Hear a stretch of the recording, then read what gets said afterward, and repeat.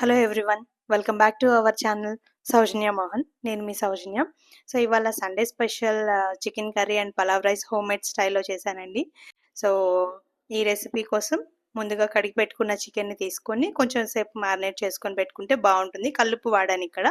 So కల్లుప్పు ఎందుకంటే బాగుంటుంది, హెల్తీగా ఉంటుంది కానీ. సో నెక్స్ట్ కారం, పసుపు అండ్ తర్వాత కొంచెం పుదీనా ఆకులు, కొద్దిగా నిమ్మరసం, ధనియాల పౌడర్ వేసి కాసేపు మ్యారినేట్ చేసుకొని పెట్టుకోవాలండి. ఇలా చేయడం వల్ల ఫ్లఫీనెస్ ఉంటుంది, బాగుంటుంది. చికెన్ ముక్క బాగా ఉడుకుతుంది త్వరగా కూడా. సో అండ్ ఇక్కడ కొద్దిగా ఆయిల్ అండ్ పెరుగు కూడా యాడ్ చేసి కలిపాను.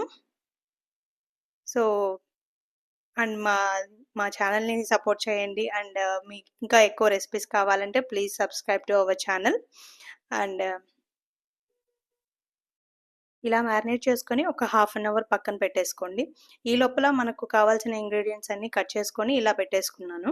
చికెన్ కర్రీ కోసం కావాల్సిన వాటన్నిటిని ఈ హాఫ్ అన్ అవర్లో ఇలా కట్ చేసి పెట్టేసుకొని ఇంట్లో ఉన్న స్పైసెస్తోనే నేను కర్రీ చేస్తున్నాను. ఇప్పుడు ఒక బాండీ పెట్టేసుకొని అందులో కొద్దిగా నూనె వేసేసుకొని అది కొంచెం కాగిన తర్వాత మన స్పైసెస్ ఏవైతే ఉన్నాయో అవి ఒక్కొక్కటిగా అన్నీ వేసేసుకొని అలా స్పైసెస్ వేసేసుకొని దాల్చిన చెక్క, లవంగాలు, యాలుక్కలు, ఒక బిర్యానీ ఆకు వేసేసుకొని పచ్చిమిర్చి, నెక్స్ట్ ఆనియన్స్ వేసేసుకొని సో ఆనియన్స్ కొంచెం ఉడకనిచ్చే వరకు అలా ఉంచేసుకొని కొద్దిగా ఉప్పు ఇందులో వేసుకొని కొద్దిగా పసుపు సో కాసేపు ఇవి వేగే వరకు అలా తిప్పుకొని కొంచెం గోల్డెన్ బ్రౌన్ కలర్ వచ్చే వరకు మనం ఉడకనిస్తే సరిపోతుంది. సో నెక్స్ట్ ఏవైతే మనం చికెన్ మ్యారినేట్ చేసుకొని పెట్టుకున్నామో ఆ చికెన్ తీసుకొని అందులో వేసేసుకొని ఒక్కసారి మొత్తం కలదిప్పుకోవాలి. సో అందులోని వాటర్ అంతా పైకి వచ్చేసి కాస్త ఉడికే వరకు మనం కొంచెం వెయిట్ చేయాలి. కాస్త హై ఫ్లేమ్లో పెట్టేసుకొని high flame to medium flame పెట్టేసుకొని కొంచెం సేపు అలా ఉండనిచ్చేస్తే అది అలా కొద్దిగా ఉడుకుతూ ఉంటుంది. సో ఈ స్టేజ్లో మనం కాస్త అల్లం వెల్లుల్లి పేస్ట్ వేసేసుకుంటే బాగుంటుంది. సో అల్లం పేస్ట్ వేసుకొని మళ్ళీ ఒక్కసారి అలా తిప్పేసుకొని మూత పెట్టేసుకొని కాసేపు ఉంచుకోవాలి. సో ఇక్కడ నేను టమోటాలు తర్వాత వేస్తున్నానండి. కొంతమంది ముందు వేసుకుంటారు, తర్వాత వేసుకుంటారు. నేను ఇప్పుడు వేస్తున్నాను.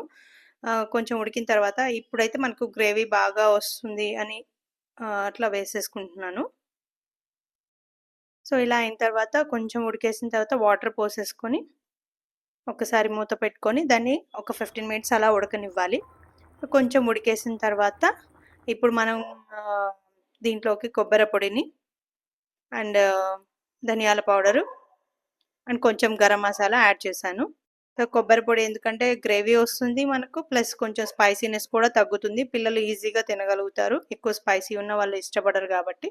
సో ఇవన్నీ వేసేసుకొని ఒకసారి మళ్ళీ కూడా కలితిప్పుకొని సో మూత పెట్టేసుకోవడమే. ఇప్పుడు కొంచెం లో ఫ్లేమ్లో పెట్టుకొని దాన్ని ఉడకనివ్వాలి.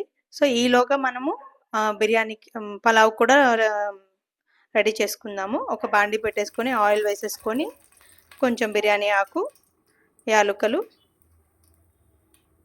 చెక్క అండ్ లవంగాలు వేసేసుకొని నెక్స్ట్ పచ్చిమిర్చి, కట్ చేసుకున్న పచ్చిమిర్చి వేసుకొని ఉల్లిపాయలు, ఒకసారి ఉల్లిపాయలు అన్నీ వేసేసుకొని బాగా మళ్ళీ వీటిని కూడా గోల్డెన్ బ్రౌన్ వచ్చే వరకు అలా కలిదిప్పుకొని నెక్స్ట్ టమాటా వేసేసుకుంటాము. సో టమాటో కూడా కొంచెం మనకు మెత్తగా ఉడికిన తర్వాత అల్లం పేస్ట్ వేసేసుకొని యాజ్ యూజువల్గా వీటిని కూడా ఒకసారి పచ్చివాసన పోయేంత వరకు మనం ఒక్కసారి మళ్ళీ తిప్పుకొని ఇప్పుడు మనం ఇందులో నేను ధనియా పౌడర్ అండ్ కొంచెం గరం మసాలా యూజ్ చేశానండి ఈ పలావ్ కోసము. ఇది కూడా వేసేసుకొని లైట్గా, ఎక్కువసేపు కాకుండా లైట్గా ఒకసారి అలా తిప్పేసుకొని మనకి ఎంతైతే నీరుగా అవసరం అవుతుందో అంత నీరు వేసేసుకొని అండ్ ఇక్కడ ఈ స్టేజ్లో సాల్ట్ని కూడా యాడ్ చేస్తాం మనం, తగినంత సాల్ట్ని. ఒకసారి ఇవన్నీ వేసేసుకొని మూత పెట్టేసుకోవడమే, ఒక్కసారి తిప్పుకొని. అండ్ ఈ లోపల మన చికెన్ కూడా ఉడికిపోయి ఉంటుంది. సో దాన్ని కూడా చూసేద్దాము. చూసారా మన చికెన్ అంతా ఉడికిపోయింది. ఇక్కడ కొంచెం వాటర్ నూనె కూడా పైకి తేలుతూ ఉంది. ఈ స్టేజ్లో కొత్తిమీర వేసేసుకొని గార్నిష్ చేసుకొని మనం ఆఫ్ చేసేసుకోవచ్చు. అండ్ దెన్ మన బిర్యానీ ప్రాసెస్కి ఇక్కడ వాటర్ కూడా చూసారు కదా, మొత్తము బాగా కాగిపోయింది, తెరులుతుంది. సో ఇప్పుడు మనం ముందుగా నానబెట్టేసుకున్న రైస్ని అయితే తీసేసుకొని ఒక్కసారి మొత్తం వేసుకొని కలపెట్టుకొని ఆమ్, మొత్తం అలా కలపెట్టుకోవాలి. సో ఇక్కడ నేను బిర్యానీ కాదు, ఇది పలావ్ స్టైల్లో చేస్తున్నాను కాబట్టి రెండు మిక్స్ చేశాను. Normal rice and biryani rice రెండు మిక్స్ చేసి ఇక్కడ యూస్ చేశాను. సో ఇలా ఉడుకుతూ మధ్య మధ్యలో చెక్ చేసుకుంటూ ఉండాలి ఉడుకుతూ ఉండంగా.